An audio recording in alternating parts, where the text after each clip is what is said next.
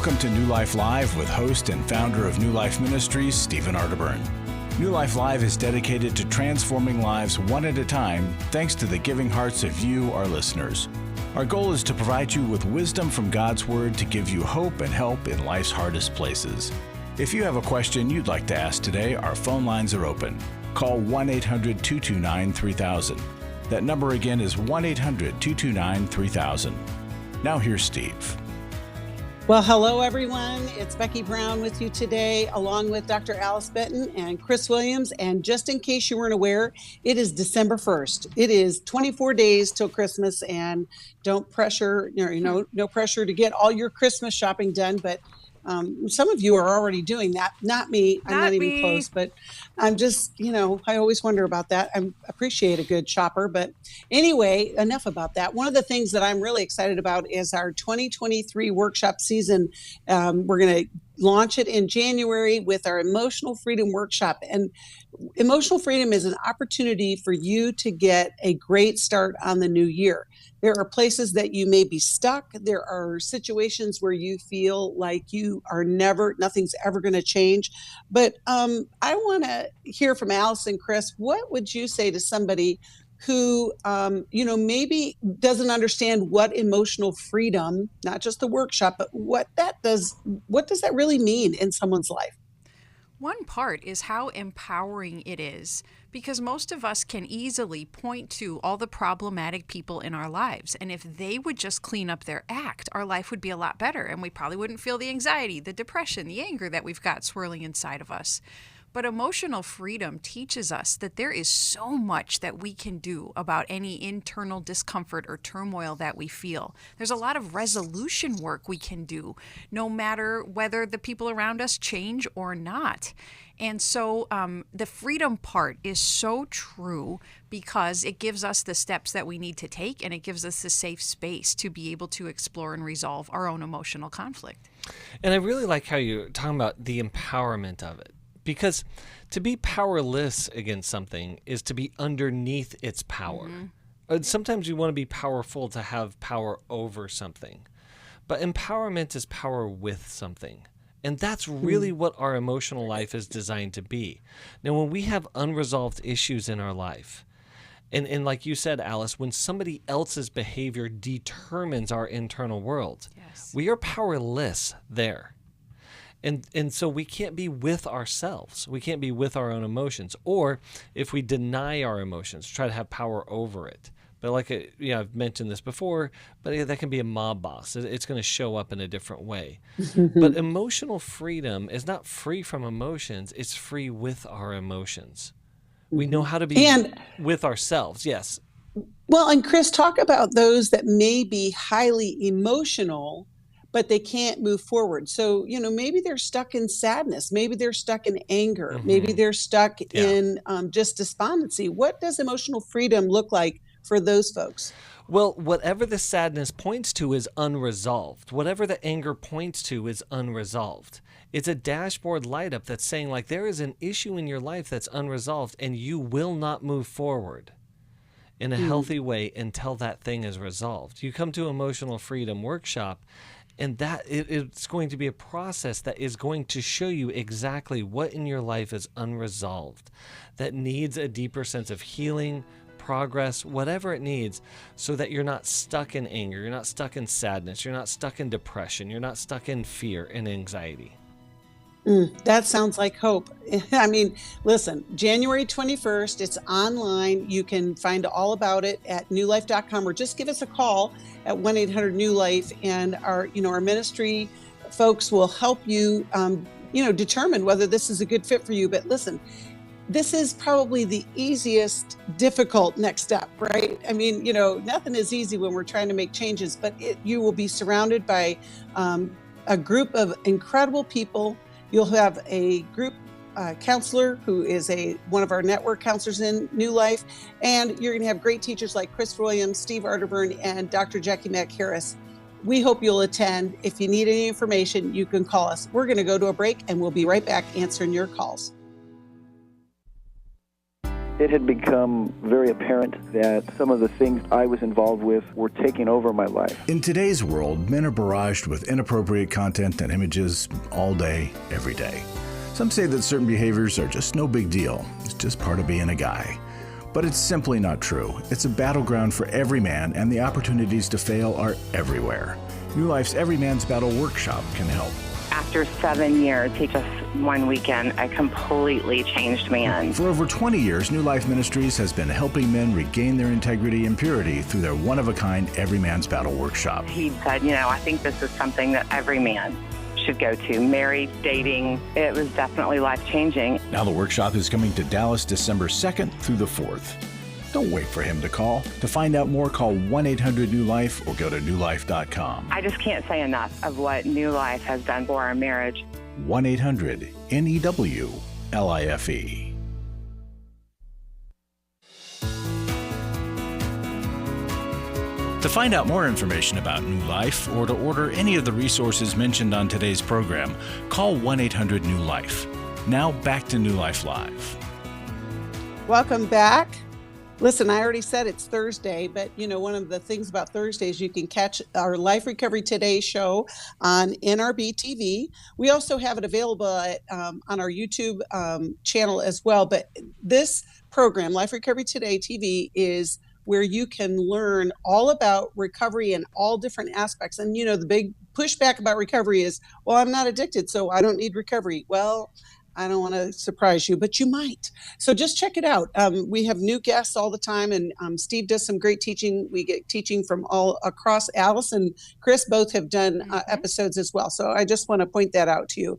And now we're going to go to your calls, and we're going to talk to Melissa, who's calling from my birthplace, Detroit, Michigan. I always like to give a shout out to the Big D. And she listens on the internet. Hey, Melissa, I'm so glad you called. How can we help you today? Melissa, are you there? Oh, she might be on mute. Melissa, hello. Okay, well, we'll put Melissa on hold, and we'll come and talk to Anna, who listens on Sirius XM. Hello, Anna. How can we help you today? We're glad you called. Hi, thanks for taking my call. Can you hear me? You're welcome. Yes, we can. Okay, good. All right. Well, my husband and I have been married for a very long time. We have 2 kids, grown in college. One's in college and one is not. But anyway, my husband has had an extramarital affair with another woman 5-6 years ago and came back. And unfortunately, he's still somewhat involved with this woman, and he is still in contact with her. He hasn't blocked her. They still text They still text. I've asked him, not to do this and not to also see her at work, make appointments with her, etc. And he still has continued to do some of this stuff. I can't make him do anything, obviously. I've been claiming Mark 10:9 for what God joined together, let no one come between us. And I have been staying in faith during all this time, but it has been very difficult. Knowing that my husband's thinking about another woman and wondering what she's doing and thinking maybe he might have this better life, this better life with this other woman. And he's bored with the status quo. So Anna, and it's how can we help you today? What would your question be for Chris and Alice? Well, I don't know what to do with my situation. I just feel like it's up, it's down, it's up, it's down, and he is okay with lying to me, and that's not okay. I don't want a divorce. I don't want to break my family up, and I'm just in such a situation, that I feel like nobody really understands. Okay. All right. Well, let's hear from Alice and Chris, and I think we can get you some steps to move forward. Alice, you want to start? Okay. Oh, Anna, my heart is so heavy, and it really dropped when I heard you say the ups and downs. And I need to give an ugly response to that. I think the ups you experience are superficial, and they're not really ups in your marriage. Your husband has never fully ended this affair. It's still an active, ongoing affair, whether or not there's physical intimacy at this Emotional, point. yeah. Absolutely. And when there's emotional intimacy, it's so likely that there actually is physical intimacy still going on as well. So I feel very protective of you. And we rarely do this, but I actually was worried for you when I heard that you're claiming Scripture. Now, there's nothing wrong with claiming Scripture, and the Word is vital to our lives. It's so important. But I think that verse might be, in a way, blinding you or minimizing what is still happening in your home and in your marriage. You tell me how you react to that from me.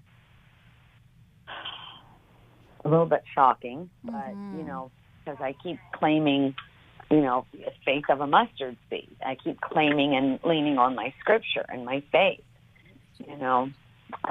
But I understand what you're saying. Maybe I have blinders on. There's a tolerance level that is protective, attempting to protect your marriage. And of course, the last thing that you want is a divorce. Divorce is horrible for the whole family. Right.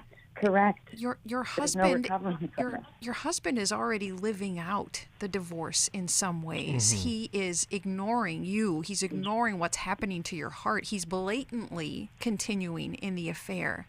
And so your faith, I'm so sad to say this, your faith hasn't been able to stop the active divorce from taking place because your faith doesn't have the power over his free will and what he's choosing to do with it. And so the solution is not rooted right now in continuing to claim that your faith in God can heal your marriage, although that still remains to be true. The solution lies in actually distancing yourself, separating yourself from your husband, because it is possible that losing you to some extent might change, might influence what he's been continuing to do. While he still has you, he still is also enjoying his affair. That's good advice, Alice. Chris, what would you offer? Yeah, I think to just build on what Alice was saying, too. So in addition to separating for his sake, it's separating for yourself so that you can go work on your heart, because you are being diminished and devalued while this whole thing is going on. You deserve to be with a man who is committed to you, who's faithful to you, who honors you. And when you're not, it's fairly damaged. When you told me about that verse, what God has put together, let no man separate. And I'm like, oh, well, he certainly did. Your husband chose a woman to separate. And so I'm like, that verse actually means something very different for you. And that your husband chose for a person to separate you guys. And that's incredibly painful. And, Chris and Alice, I want you to speak to that whole concept of, we are holding the line, thinking that that's good, while the person who is offending is not paying any attention whatsoever to, what is actually happening. Well, we lose ourselves in that process, because what we end up doing is we hold, I think that's really good, Becky, because we hold the line of the entire marriage, our side of it and the other side of it. And that's not our job.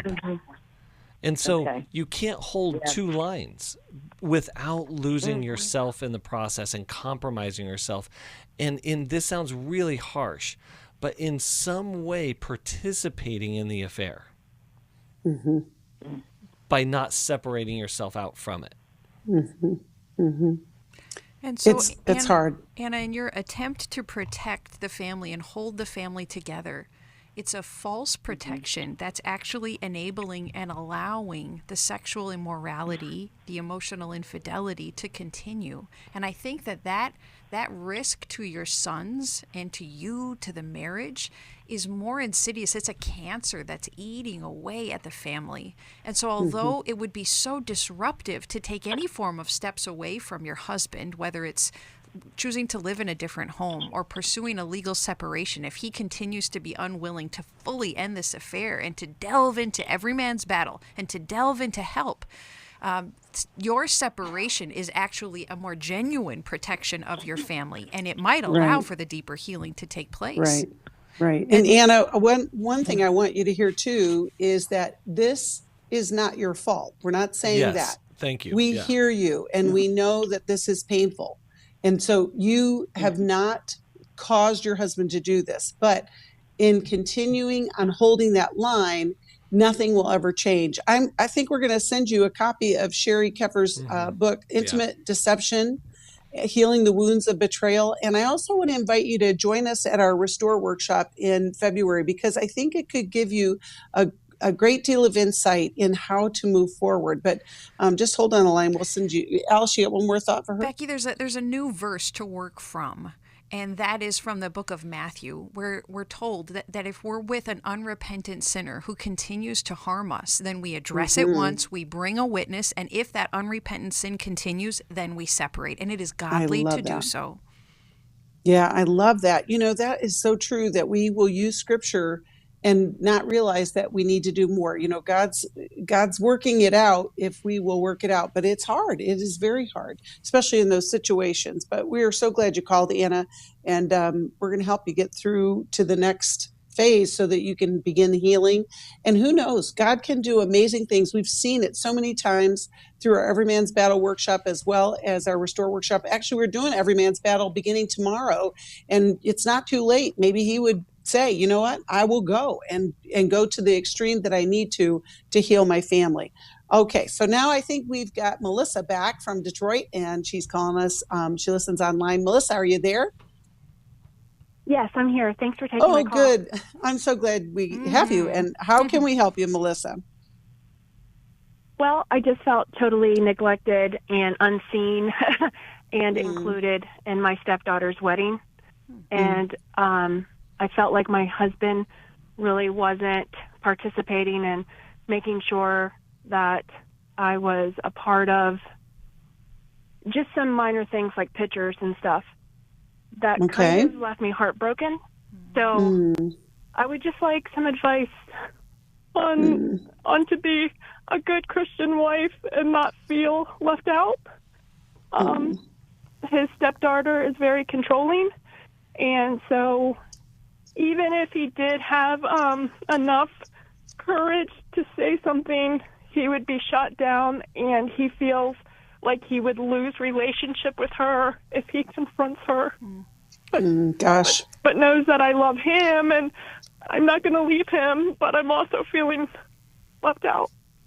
Melissa, we hear your tears and the deep pain that's here. Would you tell us the story of when your stepdaughter came into your life, and how has your role of becoming a stepmother to her, how has that been for you both? Well, she has rejected me from the beginning, and I have tried to send letters and thoughtful gifts that in conversation when we did talk about things that she loves and, things that I know, that hobbies and stuff like that. And so I've been trying to connect with her. It's obvious in this world that I have great relationships with everybody else but her. And so I can talk to a stranger. Melissa, how old was she when you came into her life? 21 or 22. So I'm going to ask a tough question. Given that you've always experienced rejection from her, why did you expect something different at her wedding? Because her father and I have been married longer, and that she's now 28. So, Melissa, I have a very different question for you. Okay. I want you to pay attention to your body. I want you to pay attention to the space between your chin and your belly button. I want you to think about when it hit you at the wedding, that feeling of rejection, of being unseen, of being neglected. And I want you to pay attention to what you feel in your body there in that core. And what do you notice? Yes. Heat. Where? Oh, definitely in my stomach. Okay, stay there. How long has that been a part of your life? Only in situations like this. Okay, what situation? Like, I want you to go before you ever met her, before she ever came into your life. When was the first time you remember feeling that? Oof. Well, listen, you can think about it during the break, I'll think Melissa. about it. Okay, good. We are going to take a break, and then we'll get back to your call, Melissa. And, we hear your heart, and I think we can help you. We are so grateful to be able to be in this space where we can offer help. And if you need something today, you can call us 1-800-NEW-LIFE because we're there for you. We want you to find that transformational life that God offers. And we know that it can be difficult because, there's just stuff. There's just stuff that we deal with, but there's always hope. And we want to be there for you. We'll be right back after the break, continuing to answer calls. Hi, this is Steve Arterburn from New Life Live, and Chris Williams and I are doing the Emotional Freedom Workshop. I don't know of anybody that wouldn't benefit from emotional freedom. We're all bound or stuck or struggling in some area. What are we going to do there, Chris? Just really help people get clarity around the places where they're stuck in their life. They sort of circle the same mountain of disappointment over and over and over again. You're going to be able to see that mountain clearly and get to a new place of what we call emotional freedom, which is simply I can feel in the world, build a relationship to it, and know what to do with my experiences. The New Life Emotional Freedom Online Workshop is Saturday, January 21st. Steve Arterburn, Chris Williams, and Dr. Jackie Mack-Harris will present information on trauma, depression, codependency, and more. And small group leaders will help you process the information you learn. Call 1-800-NEW-LIFE. That's 1-800-639-5433 or register online at newlife.com. I was really living a very anxiety-filled life. I did go to Take Your Life Back. That's why I continue to support the ministry with the hope that not only am I helping my own situation, that I'm helping others as well. You can help New Life stay on the air by joining Club New Life today. When you sign up to support us monthly through Club New Life, we'll send you the new member thank you gift of the 1-year Bible for men or the 1-year Bible for women. These Bibles combine the best-selling daily Bible reading format with 2-minute daily devotionals written to create a one-of-a-kind devotional Bible that you'll love. There are also ongoing benefits like the monthly Club New Life CD or download, access to the Club New Life video library, quarterly resources, and discounts on workshops. Call 1-800-NEW-LIFE. Support Club New Life, and together we can help hurting people find help and hope in life's hardest places. Call 1-800-639-5433 to join Club New Life today.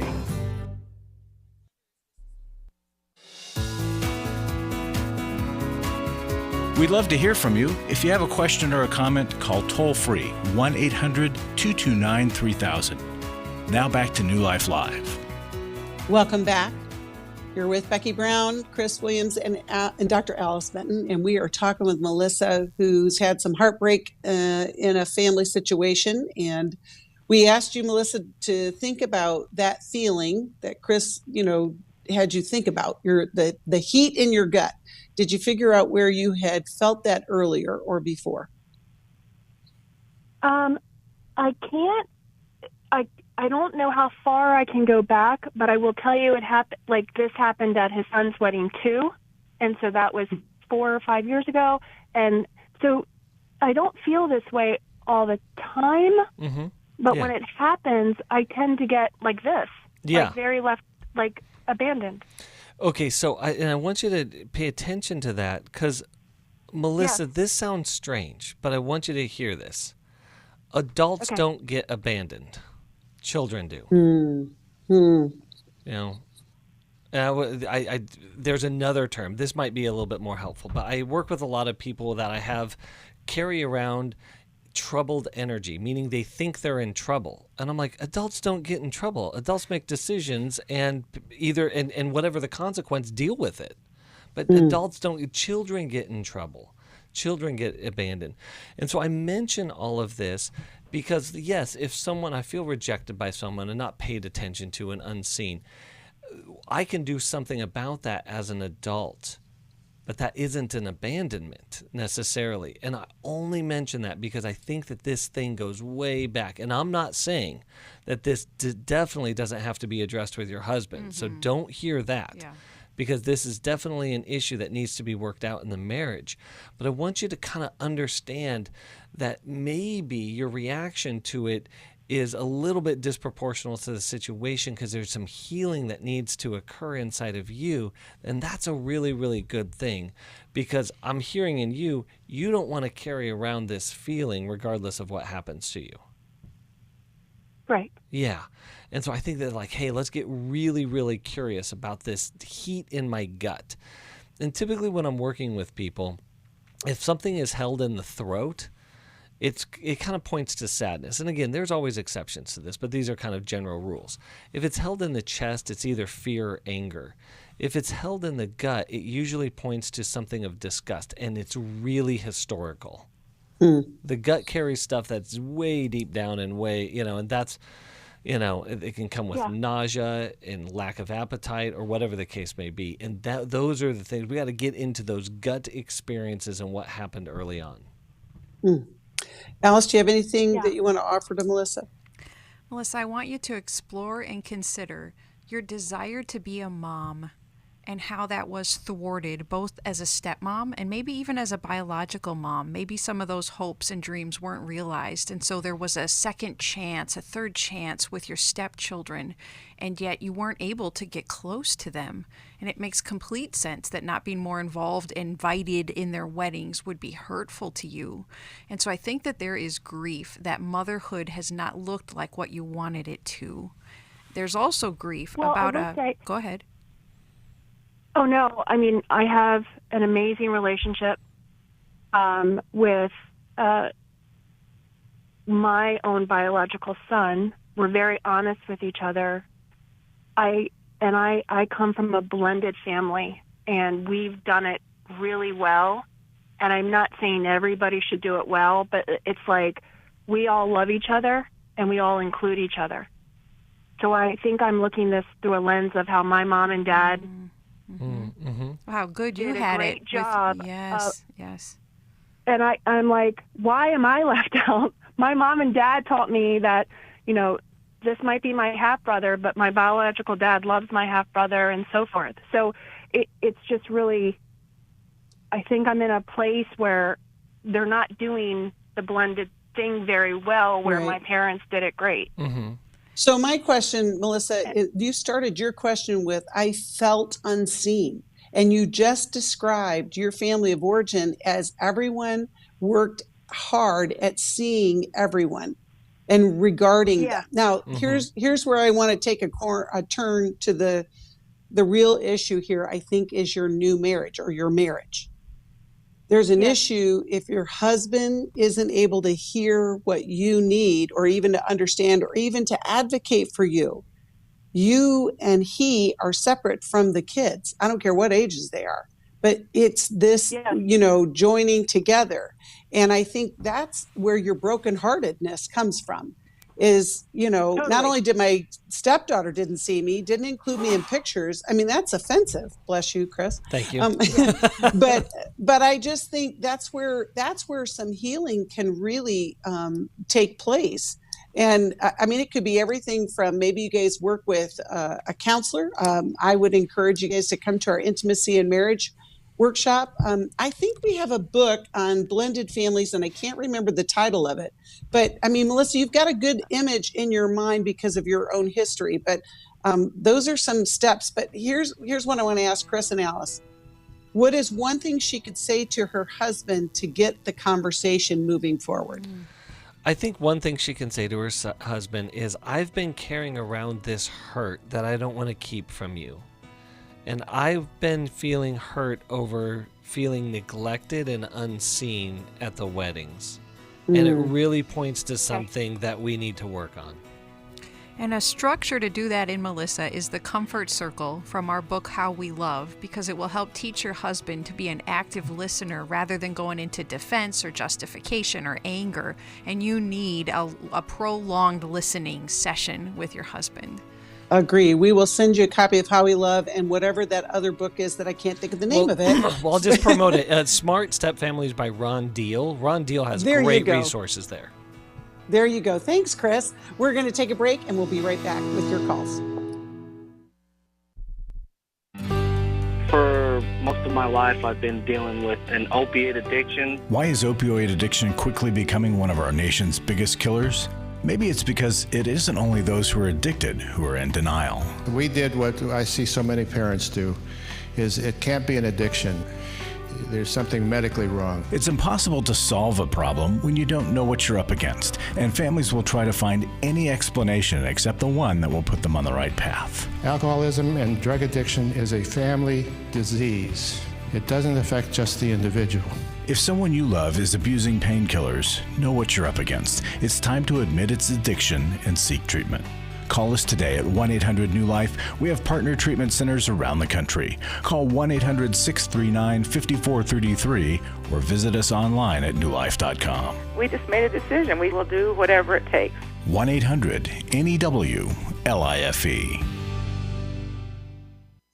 Chris Williams on coaching. Oftentimes I get asked, what is the difference between therapy and coaching? The biggest difference between the two is that a therapist is going to be looking for a diagnosable mental health condition, whereas a coach is going to look at a particular issue and help a person work through that. If you need a coach, call New Life today and ask about the New Life Coaching Network. Our coaches have been trained and screened with the same intensive process we use for our network counselors. If you're looking at an issue in your life that you just kind of want to change, whether it be your weight or leadership or other areas of behavioral patterns, check out coaching. There can be some really, really helpful things for you. Take control of your life and take action to achieve your goals. Call 1-800-NEW-LIFE. That's 1-800-639-5433 and talk to us about getting a New Life coach. 1-800-NEW-LIFE.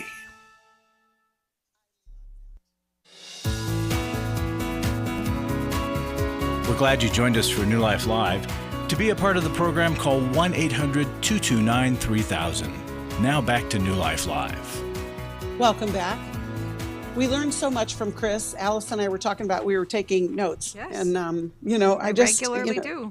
Yeah. And one of the last things he just said was about internal family systems. It's, a theoretical approach that we're, learning and reading about. It's so fascinating. But, the thing is, in families, just like Melissa's call, there are systems in place that if they don't get disrupted and if we don't address them, they will remain for years and generations, actually. And we want to help you with that. But and Melissa, want to say one more thing? Yeah, I want to say one more thing because Melissa's experience really tells us something very, very important. And here's my general statement around this. The mind remembers information, and it's very limited. There's only so many CPUs we have there before it kicks out information. But the body remembers experience, and it's remarkable how much it remembers. And so a lot of times when we're going after something and we're just addressing the mind or the head, things above the shoulders, we're going to miss it. Because the experience that we have in life creates these organizing principles, especially pain creates organizing principles that we adjust our lives around to that we might not be aware of.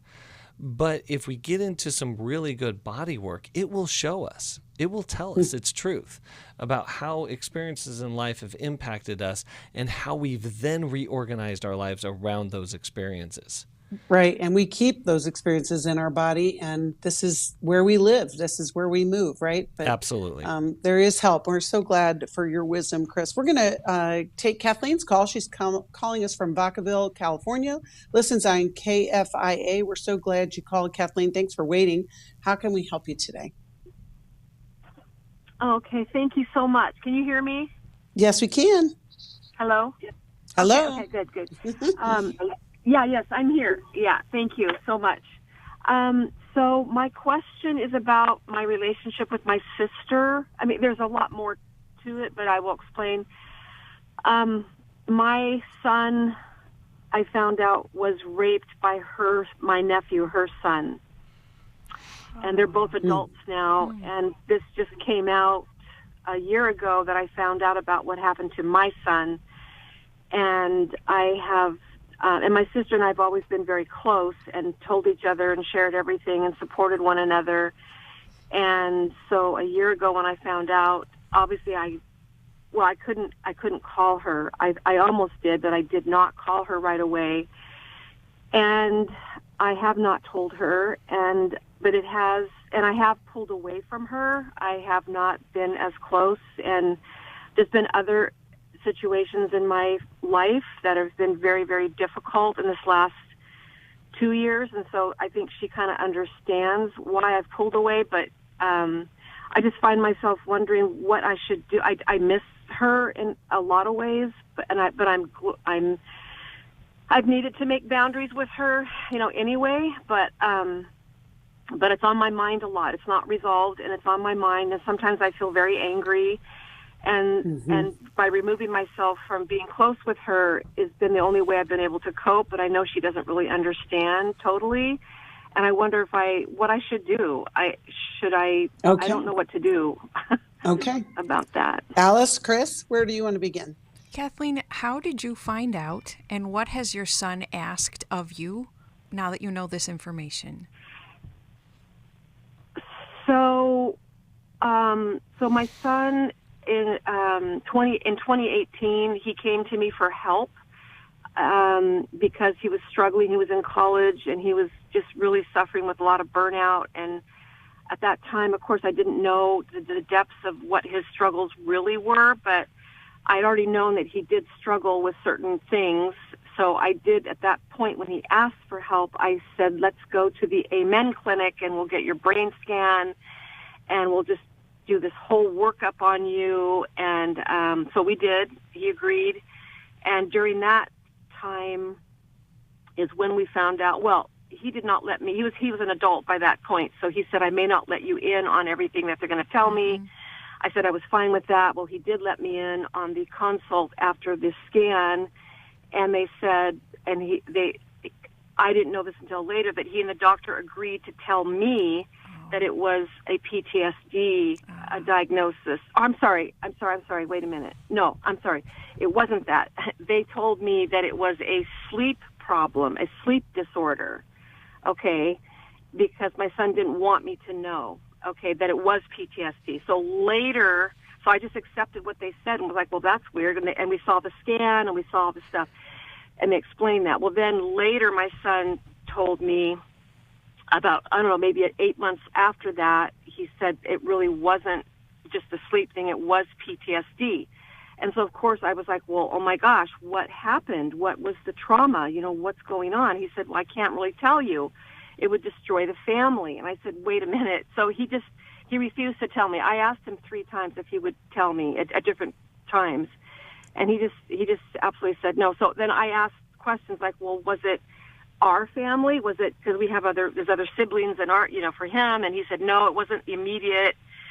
But so he left me just guessing and wondering until a year ago, he had a breakdown. He had a total psychotic break.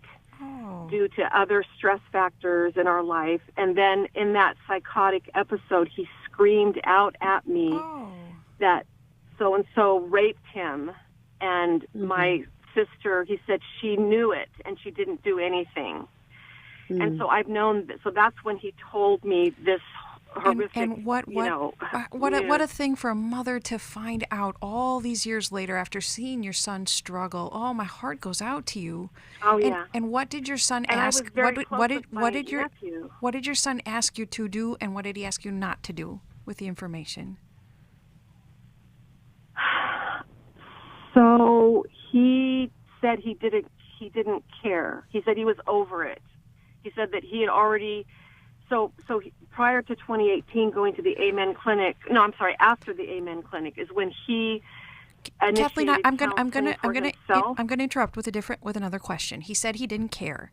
And have you asked him about talking with other people? Have you asked him about taking legal action, knowing that he doesn't care, but that if this is the case, that there is a rapist, perhaps untreated and perhaps dangerous to other people? yeah, he just kind of threw up his hands and just was like, I don't want to know. I don't want to know what you do with this information now. And is he still in therapy? No, he's not.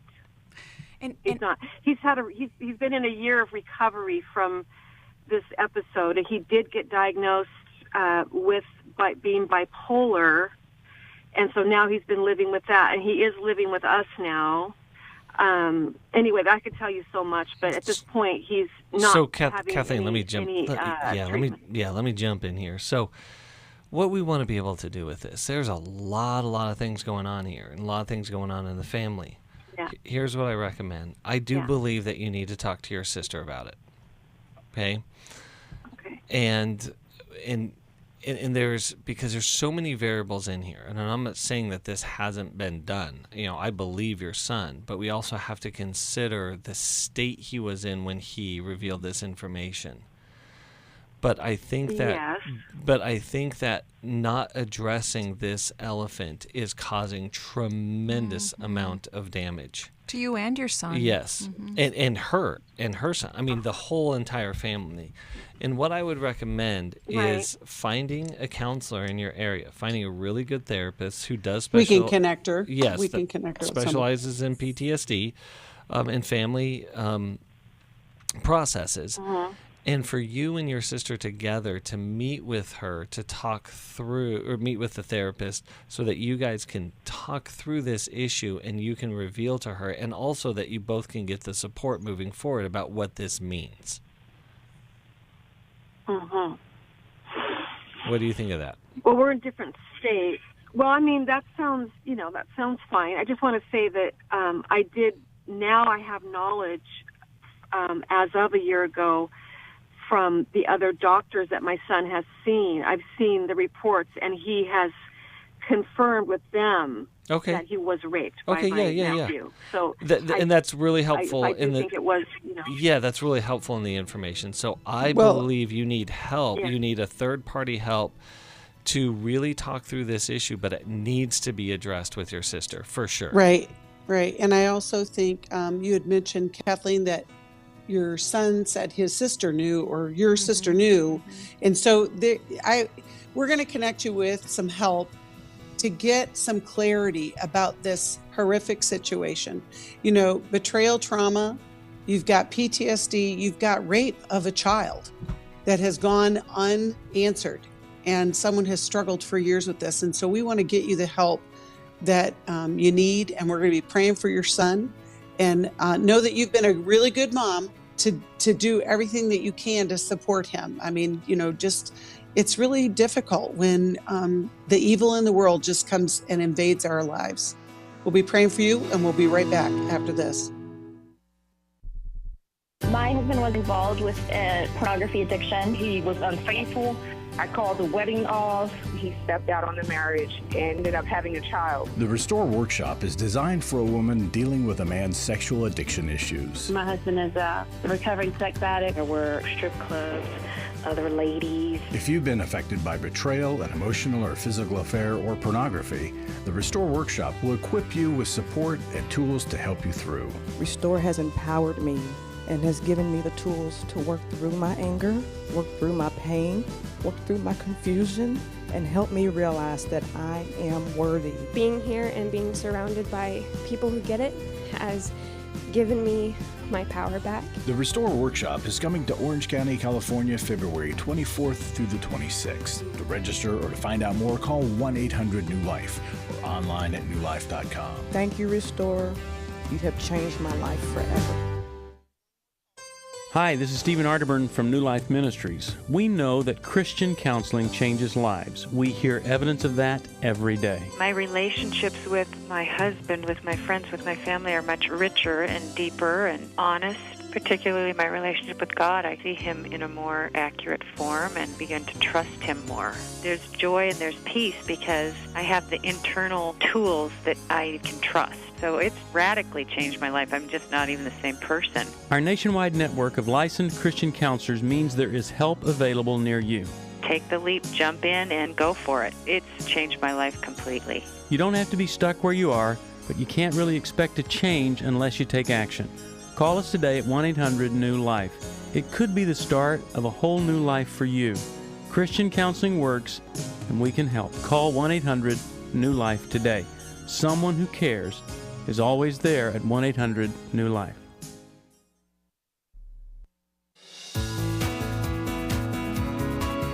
To find out more information about New Life or to order any of the resources mentioned on today's program, call 1-800-NEW-LIFE. Now back to New Life Live. Welcome back. It's Becky Brown and Chris Williams and Dr. Alice Benton. And that was a tough call. And Alice, do you have just a couple more pointers that, if our listening audience this is part of their story, what could they do? What would be a good next step? Well, when a family member has been a victim, there's a perpetrator. And often the perpetrator has harmed other people as well. And so alerting the authorities and having an evaluation done of the perpetrator in order to protect other potential victims, it's a very difficult step to take, and it feels so disruptive, and it feels like we're revealing something that's not our right to reveal. But it's necessary for justice to happen, and it's necessary for the protection of other people. And even if the victim doesn't want it to take place, it actually is part of their healing process as well. I love that. Yeah. Chris, you want to add anything?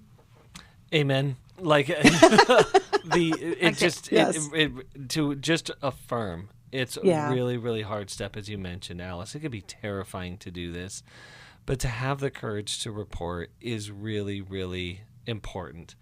Yes. And I think that a person who has been victimized by a horrific act like this could even reasonably say, like, why is it my responsibility? It puts more burden on them. That is true.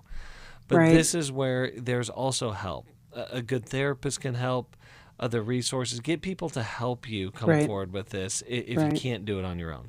I agree. All right, well, we're going to go to Joe, who's calling us from San Diego, listens on Sirius XM. Hello, Joe. Thanks for waiting, and we are glad to be able to help you. And what can we help you with today?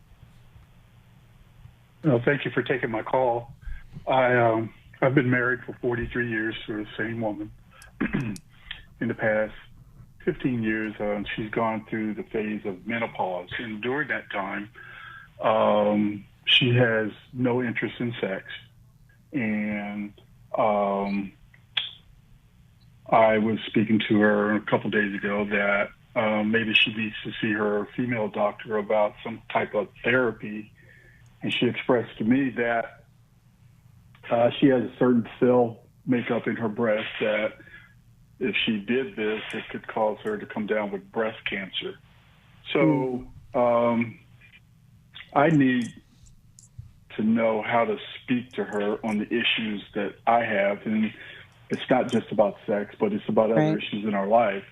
But at the same time, I have needs. I feel neglected, unappreciated, rejected, the whole 9 yards. And I can't get to her, and there's times when I would like to engage in sex. And sometimes, as a man, I would like the woman to approach me, but she never does, and it just goes on. And since then, I have relegated her to roommate status, meaning that you're a roommate. I can't do nothing for you. She likes to fix up the house. I'm not interested in doing that for you. Your car needs repair. I'm not interested in doing anything to help you. Wow. And I've started to get bitter and resentful and things like that. Well, Joe, I haven't had an affair. That's good. Or anything like that. That's good. I like to keep my character, integrity Joe, in place. I don't want to. Well, Joe, we hear your heart, and I celebrate the 43 years, and I also hear that you guys are in trouble. And I love that you have the awareness that it is not just sexual, that it is also just the connection that you guys are missing. I just want to say one thing about menopausal women and their health care. The old information is still out there. And what I would say to any woman who's listening, that their menopause has affected their life, because it does, ask your doctor. Don't just assume that there's nothing that anybody can do. Get curious about your health and what you need to live a full life. It's amazing what we have discovered over the years, but I just want to encourage you, if you're listening and this is part of your story. On the other side, I want to hear from Alice and Chris. How can Joe reconnect with his wife? Not just about this, but, just to continue to have 43 more years. I mean, I know that's ridiculous, but you know what I mean? Yeah. Joe, I understand you're pulling back from your wife and you're needing to in a protective way because her lack of consideration of you is so hurtful. And I think you've been lonely in your marriage for quite some time. And I suspect your wife was probably unable to even emotionally connect with you well before the sexual distance. And I'm going to challenge you with something, Joe, because you're actually doing something that I've recommended at times. To pull away from a hurtful spouse is sometimes necessary. And I need you to check your motivation because I think you're punishing her with your withdrawal. And that's not a motivation that will bring healing. It's totally understandable. You're hurt, you're going to hurt her back. But it's not healing to your relationship. Would you tell me how you receive that from me? Do you see any truth in that? Yeah, I can. I'm going to be honest with you. Yeah, I do. I'm going to say I do want to punish her, just because of the neglect. I feel that I'm a good man. I'm a good husband. I'm a good father. And as I told your screener, that it's not just about sex. It doesn't always have to be about penetration. It could be you just put a shirt on and just walk around. Well, Joe, hold on. Let me jump in. Okay, so Joe, here's what I want you to do. This is going to sound painful, and it's also going to sound weird coming from another man. I want you to take sex off the table. She's not that. Yeah, But listen to me.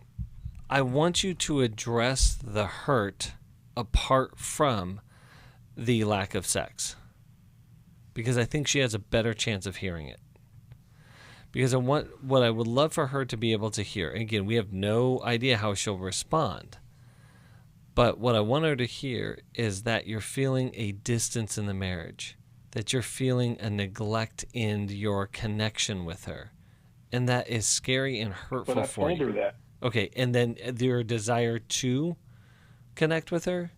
Has she heard that? Your desire to be close with her, to be beyond roommates, to be partners in life together? No, I haven't gone there. You got to go. Now, I'm kind of. And here's where I think I'm kind of dug in right now. Yes, and in digging in, you're digging behind your hurt, like Alice was addressing there, and punishing her is not going to draw her close to you. It's going to be counterintuitive to your desire. Well, and Chris, talk to him. We've just got a few minutes left, or actually a minute. But Chris, talk to him about that irritation, that fear, that resentment that's building up in him and building that wall. Yes. What can he do with that?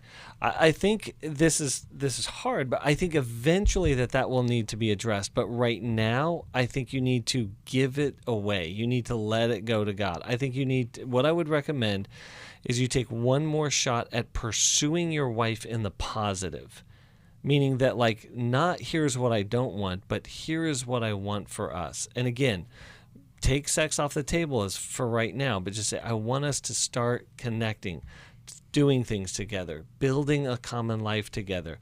I'm going to pursue you. I'm going to give this one more shot at pursuing you. And I'm going to, ask that we go to the workshop, Intimacy in Marriage. So I'm going to re-up to pursue you once again. And I'm going to ask that you learn to respond to me. And can you do that? Well, I appreciate that. We're going to send you a copy of How We Love, Joe, and we're going to invite you to come to our Intimacy in Marriage workshop in February. You guys are right down the road, and we'd love to see you there. If you need anything, please give us a call, 1-800-NEW-LIFE. We are there for you. Thank you, Alice. Thank you, Chris. Thank you to all of you who are listening and giving to New Life. It makes a difference. Thanks for listening. We hope this program has helped you by giving you insights for handling the challenges you face in your life. We want you to know that we're here for you. But you also need to know that New Life Live is a listener-supported ministry. To make your donation or to get any of the resources mentioned on today's program, call 1-800-NEW-LIFE. That's 1-800-639-5433, or write to us at New Life Ministries, P.O. Box 1029, Lake Forest, California, 92609. Please join us again tomorrow for New Life Live.